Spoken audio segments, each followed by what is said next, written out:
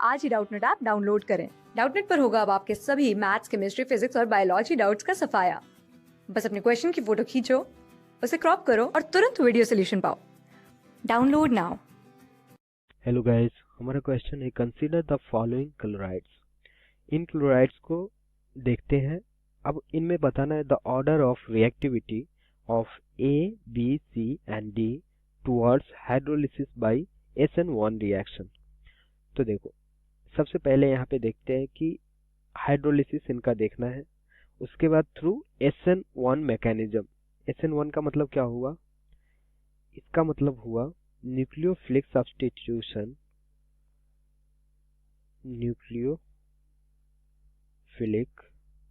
Substitution, और इसका rate जो ऑर्डर ऑफ रिएक्शन है 1 है, इसलिए इसे हम बोलते हैं SN1।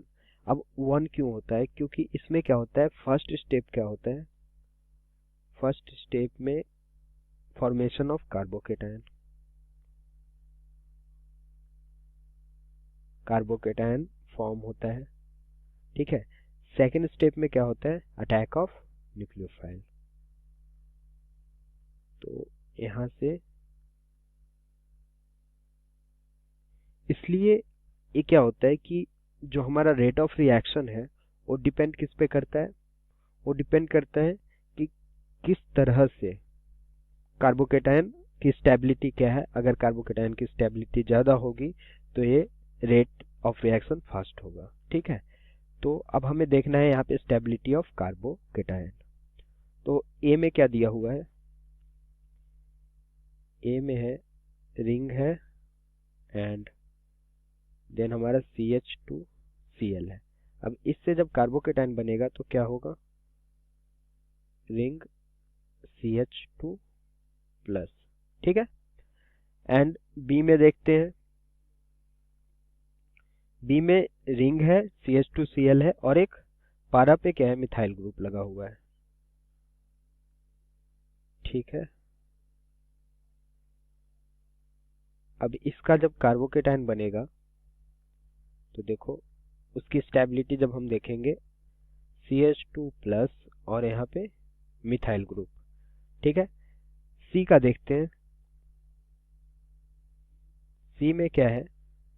इसी तरह से पारा पोजीशन पे क्या है? मेथॉक्सी लगा हुआ है। तो देखो CH2Cl एंड OMe, ठीक है। एंड CH2 प्लस एंड यहाँ से OCH3 एंड लास्ट जो है हमारा वो क्या है? नाइट्रो ग्रुप लगा हुआ है पारा पोजीशन पे। तो देखते हैं डी। तो इस तरह से ये 4 हमें क्लोराइड दिया हुआ है, ठीक है। अब देखो, अब इन चारों का जो कार्बोकेटायन हमारा फॉर्म हुआ है इनकी स्टेबिलिटी देखनी है ना। अब देखो इसे A डैश B डैश और similarly C dash and D dash मानते हैं, ठीक है। अब देखो हमें कार्बोकेटायन की स्टेबिलिटी जब हम देखते हैं तो क्या है, मतलब कि कार्बोकेटायन बनता है तो वहां पे इलेक्ट्रॉन की कमी है। अगर इलेक्ट्रॉन डोनर ग्रुप लगा रहेगा तो इलेक्ट्रॉन की डेंसिटी को बढ़ाएगा वहां पे, है ना। तो जहां भी इलेक्ट्रॉन डोनर रहेगा तो ज्यादा स्टेबल करेगा। अब CH3 हमारा इलेक्ट्रॉन डोनर है, यहाँ पे कोई ग्रुप नहीं है, ठीक है।